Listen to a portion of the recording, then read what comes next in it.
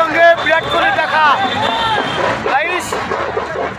আমার সঙ্গে বিরাট কোহলি দেখা আমি ভাবতে পারিনি স্যার।